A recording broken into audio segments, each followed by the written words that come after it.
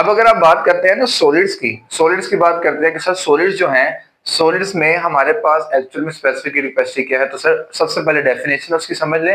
Definition क्या है specific heat capacity की कि सर एनर्जी या heat required to change a 1 kilogram mass temperature to 1 kelvin degree और 1 degree Celsius is called specific heat capacity of solid. कि sir वो energy required जो किसी सॉलिड के 1 किलोग्राम के मास को टेम्परेचर को 1 डिग्री सेल्सियस इंक्रीज करने के लिए रिक्वायर्ड है, that is known as specific heat capacity of solids. ठीक है।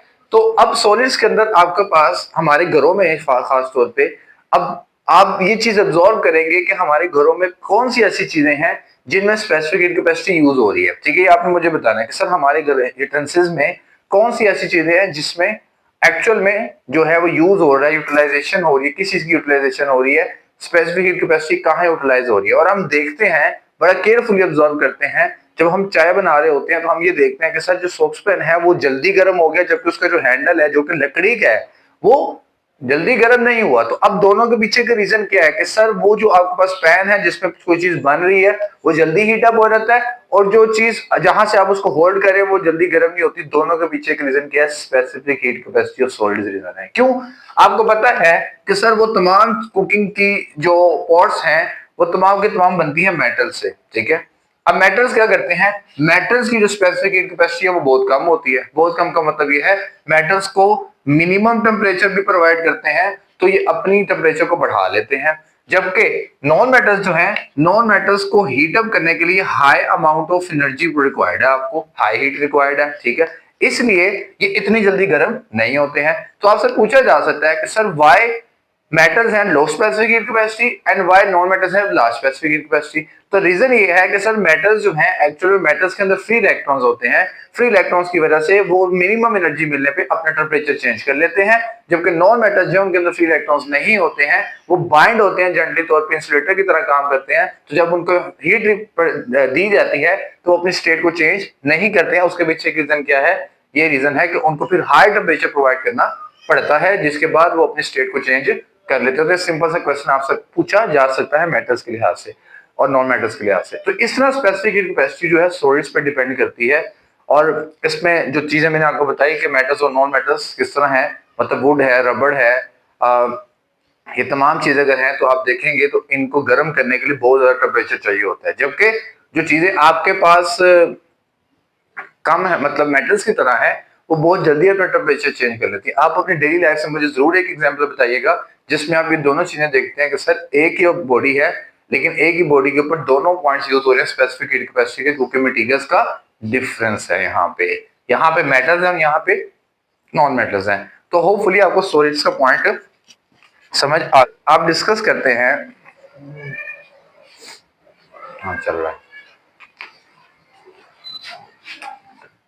इसी तरह आप डिस्कस करते हैं कि सर जो specific heat capacity of liquids है वो कैसे मैटर करती है, specific heat capacity of liquids. अब उसकी भी डिफाइन क्या है कि sir specific heat capacity of liquid ये बताती है कि वो एनर्जी रिक्वायर्ड जो 1 किलोग्राम लिक्विड को या 1 लीटर के लिक्विड के टेम्परेचर को 1 केजी 1 डिग्री सेल्सियस तक रेज अप करने के लिए यूटिलाइज होगी, जो हमें रिक्वायर्ड होगी, that energy is known as to be specific heat capacity of a solid. तो specific heat capacity of solid क्या है कि sir the amount of energy required to raise the temperature of 1 degree Celsius और 1 degree kelvin of a liquid of mass 1 kg is known as specific heat capacity of liquids।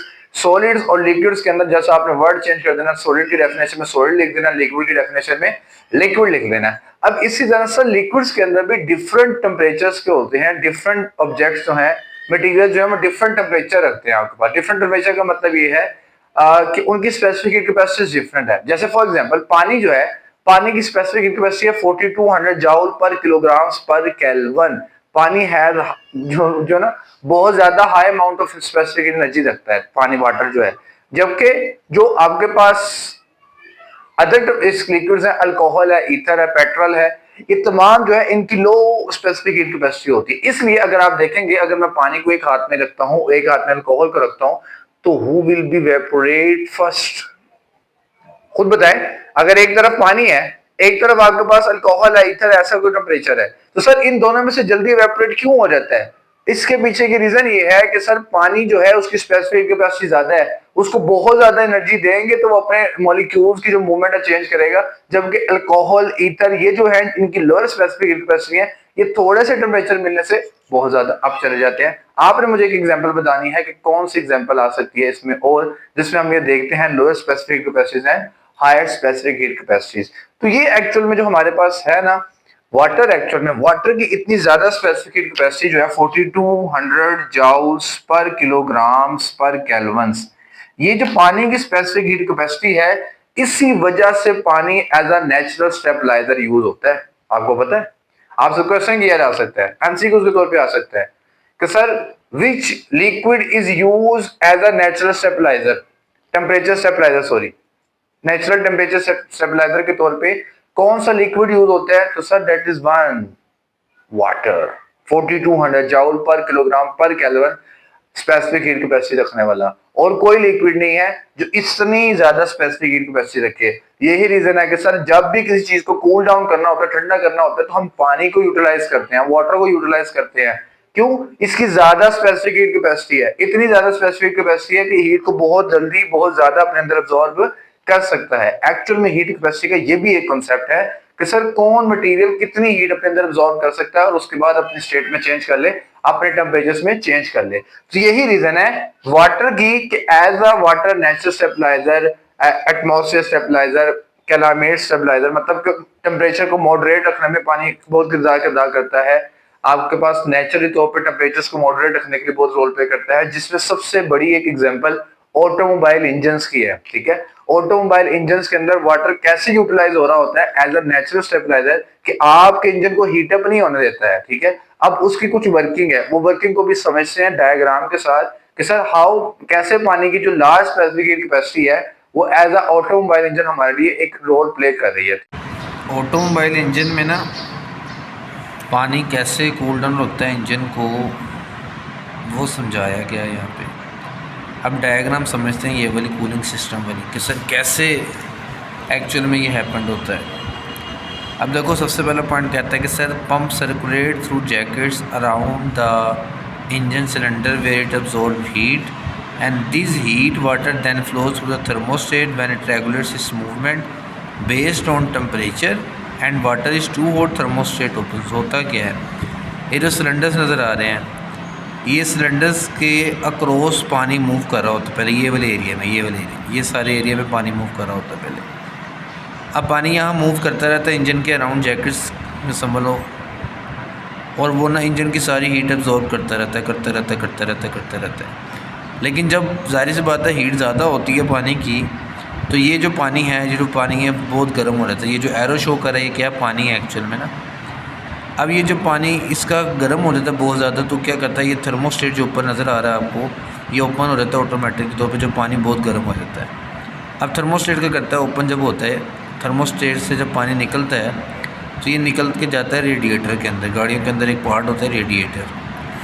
अब radiator में क्या होता है, जब ये पानी रेडिएटर में जाता है तो रेडिएटर के और इस थर्मोस्टेट के दरमियान एक लगा होता है कूलिंग फ़ैन। वो क्या करता है, इस सारे पानी को जो थर्मोस्टेट से निकला होता है उसको ठंडा करता रहता है। ये यहाँ से थर्मोस्टेट से पानी निकला, ये पानी ऐसे आ रही है। अब ये सारी जो हीट है, ये जो पंखा चल रहा होता है यहाँ पे, जो फ़ैन, कूलिंग फ़ैन होता है, ये इसको अब्जॉर्ब कर लेता है। ठीक है, मतलब इसके अंदर से सारी हीट निकाल देता है, पानी दोबारा जो है ना अपने नॉर्मल टेम्परेचर पे आता है और अगेन इसको एंटर कर देता है वापस। कहता है in radiator of fan draws in outside air which cools the water passing through it. The cooled water then returns to engine to absorb more heat and this cycle is repeated and a pressure release cap ensure that system remains safe by releasing excess pressure। और फिर एक pressure cap भी होती है इसके अंदर use होती है, जो यहाँ पे नहीं बनाई हुई, लेकिन आपके समझने के लिए बेसिक स्ट्रक्चर क्या है कूलिंग का।